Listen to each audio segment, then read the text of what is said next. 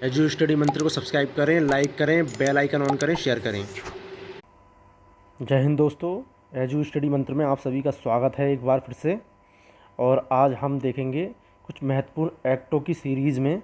आज पहला जो एक्ट हम ले रहे हैं वो ले रहे हैं दहेज प्रतिषेध अधिनियम 1961, द डॉरी प्रोविहेंशन एक्ट 1961।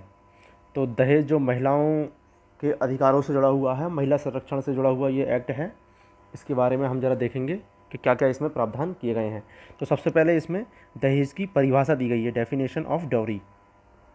तो इसमें जो डेफिनेशन दी गई है, जो सेक्शन 2 में दी गई है, तो इसमें क्या कहा गया है ज़रा देखते हैं। दहेज से कोई ऐसी संपत्ति या मूल्यवान चीज़ अभिप्रेत है जो विवाह के समय या उसके पूर्व या पश्चात किसी समय, नंबर 1 इसमें दिया है, विवाह के एक पक्षकार द्वारा विवाह के दूसरे पक्षकार को, या विवाह के किसी भी पक्षकार के माता पिता द्वारा या किसी अन्य व्यक्ति द्वारा विवाह के किसी भी पक्षकार को प्रत्यक्षता मतलब डायरेक्ट या अप्रत्यक्ष इनडायरेक्ट दी गई है या दिए जाने का करार किया गया है।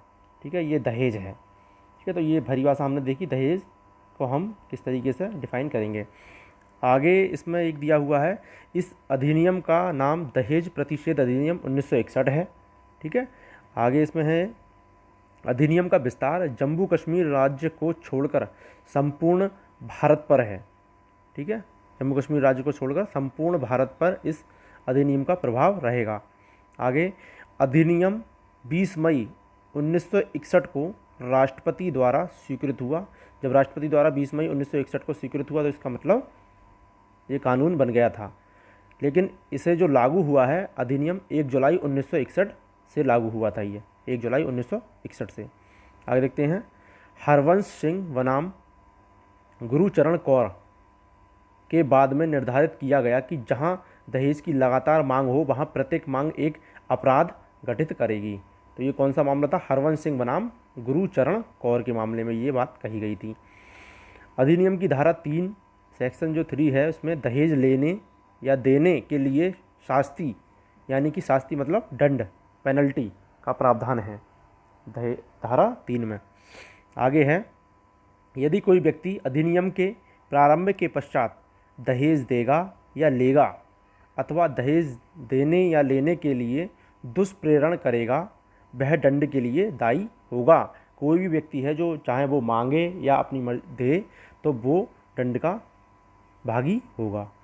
आगे देखते हैं, दंड के रूप में वह कारावास से जिसकी अवधि 5 वर्ष से कम की नहीं होगी। ये विशेष तौर से इसमें ध्यान रखने वाली बात है कि जो इसकी सज़ा का जो प्रावधान किया गया है 5 वर्ष से कम नहीं होगी, और जुर्माना जो होगा वो 15,000 रुपये या ऐसे दहेज के मूल्य की रकम तक का, दोनों में से जो भी अधिक हो दंडनीय होगा। ठीक है, आगे बढ़ते हैं। अधिनियम में धारा 4 के अनुसार दहेज मांगने के लिए शास्ति का प्रावधान है, यानी कि धारा जो 4 है उसके तहत दंड का प्रावधान किया गया है। इसमें दंड का प्रावधान किया गया है धारा 4 के अंतर्गत के यदि कोई व्यक्ति यथास्थिति वधू या वर के माता पिता या अन्य नातेदार या संरक्षक से किसी दहेज की प्रत्यक्ष या अप्रत्यक्ष रूप से मांग करेगा तो दंड का भागी होगा धारा 4 के तहत। धारा 4 के अधीन क्या सजा दी गई है इसमें कि कम से कम 6 मास और अधिक से अधिक 2 वर्ष तक का कारावास और जुर्माने से जो 10,000 रुपये तक का हो सकता है दंडनीय होगा। वहाँ 15,000 तक का जुर्माना था या जो भी राशि हो इसकी। एक और मामला था इसमें, ये और देखते हैं। विनय कुमार बनाम उत्तर प्रदेश राज्य के बाद में उच्चतम न्यायालय ने निर्धारित किया कि जहाँ पत्नी असामान्य परिस्थितियों में विवाह के 7 वर्ष के भीतर ही मर गई है या तंग किए जाने और क्रूरता के संबंध में अपनी मृत्यु के पूर्व बयान दिया था, वहाँ अभियुक्त व्यक्तियों की दोष सिद्धि मान्य है।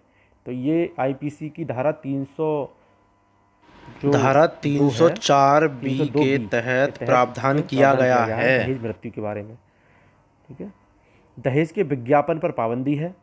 ऐसा करने पर कारावास से जिसकी अवधि 6 मास से कम नहीं होगी किंतु जो 5 वर्ष तक हो सकती है, या जुर्माने से जो 15,000 रुपये तक का हो सकता है दंडनीय होगा। ये धारा 4 का सेक्शन 4 ये कह रहा है। आगे देखते हैं, दहेज लेने या देने के लिए करार शून्य होगा। धारा 5, या अगर कोई भी आपस में जो एक समझौता हो जाता है या एक कोई संविदा हो जाती है, वो कहते हैं कि हाँ इतना दहेज का कर दे, तो वो सब शून्य होगा। आप उसका लीगली कोई मतलब वो नहीं होगा कि आपने ये कह दिया था, तो ये कानूनी तरीके से कोई नहीं कह सकता। इसका जो करार होगा वो हमेशा शून्य होगा, ये कहती है सेक्शन 5। आगे आगे देखते हैं। पति या वारिस के लाभ हेतु प्राप्त दहेज वर पक्ष द्वारा यदि विहित समय में पत्नी को नहीं दे दिया जाता तो कारावास से जो न्यूनतम 6 मास या अधिकतम 2 वर्ष तथा जुर्माने से जो 5,000 से 10,000 रुपये तक का होगा। इस दंड का प्रावधान धारा 6 में दिया गया है। दहेज प्रतिषेध अधिनियम 1961 की धारा 6 में। आगे बढ़ते हैं। धारा 7 के अधीन अपराधों का संज्ञान लिया जाता है। धारा 7 है इसकी, उसके तहत अपराधों का संज्ञान लिया जाता है। आगे देखते हैं। महानगर मजिस्ट्रेट या प्रथम वर्ग न्यायिक मजिस्ट्रेट अपराध का विचारण करेगा। हाँ, ये एक विशेष इसमें बात है, कोई पुलिस अधिकारी या वगैरह कुछ नहीं। यहाँ पर जो मजिस्ट्रेट को जो पावर दी गई है, एसडीएम जो कहते हैं, तो एसडीएम वगैरह है या सिटी मजिस्ट्रेट या जो मजिस्ट्रेट हैं प्रथम वर्ग मजिस्ट्रेट, वही इसका विचारण करेंगे, बाकी और कोई नहीं करेगा। आगे देखते हैं। न्यायालय अपराध संज्ञान निम्नलिखित परिस्थितियों में लेगा। पहली जो परिस्थिति होगी पुलिस रिपोर्ट के आधार पर, दूसरी न्यायालय स्वयं अपनी जानकारी पर, और तीसरा है व्यथित व्यक्ति या उसके माता पिता या उसके अन्य नातेदार के परिवाद पर, ठीक है, मुकदमा वगैरह करने पर, या किसी मान्यता प्राप्त कल्याण संस्था या संगठन द्वारा किए गए परिवाद पर, कोई भी संस्था वगैरह ये मामला उठा सकती है दहेज का। आगे बढ़ते हैं। इस अधिनियम के अधीन प्रत्येक अपराध अजमानतीय नॉन वेलेवर गैर जमानतीय होगा और अशमनीय नॉन कंपाउंडेबल होगा। ये क्या कहती है? धारा 8 कहती है कोई भी इस अधिनियम के अधीन जो भी अपराध है वो नॉन वेलेबल है, यानी गैर जमानती। उस केस इसमें अगर कोई किसी व्यक्ति पर दहेज प्रतिषेध अधिनियम के तहत कुछ भी कानून लगता है, कोई भी धारा लगती है, तो वो नॉन वेलेबल होगी। आगे बढ़ते हैं। ये देखते हैं हम। अगला है, जब कोई व्यक्ति धारा 3 के अधीन कोई दहेज लेने या दहेज का लेना दुष्प्रेरित करने के लिए या धारा 4 के अधीन दहेज मांगने के लिए अभियोजित किया जाता है, तब यह साबित करने का भार उसी पर होगा कि उसने उन धाराओं के अधीन कोई अपराध नहीं किया है। तो बर्डन ऑफ प्रूफ, जो बर्डन ऑफ प्रूफ की जो बात आती है धारा 8 का सेक्शन 8 कह रहा है कि जो बर्डन ऑफ प्रूफ होगा, जिस पर दहेज लगा हुआ है, उसे ही प्रूफ करना है कि उसने दहेज नहीं मांगा था। ठीक है, तो इस चीज़ का विशेष ध्यान रखना है। कोई भी अगर जैसे धारा 3 और धारा 4 के अंदर कोई भी दहेज के प्रति इस पर कोई भी आरोप लगता है, तो वो उसे साबित करना है उस व्यक्ति के लिए जिस पर यह आरोप लगा है कि उसने दहेज मांगा था या नहीं मांगा था। राज्य सरकार जितनी आवश्यकता हो उतनी दहेज प्रतिषेध अधिकारी नियुक्त कर सकती है। ठीक है, धारा 8 खा कह रहा है ये। दहेज प्रतिषेध अधिकारी निम्नलिखित शक्तियों और कृत्यों का पालन करेगा।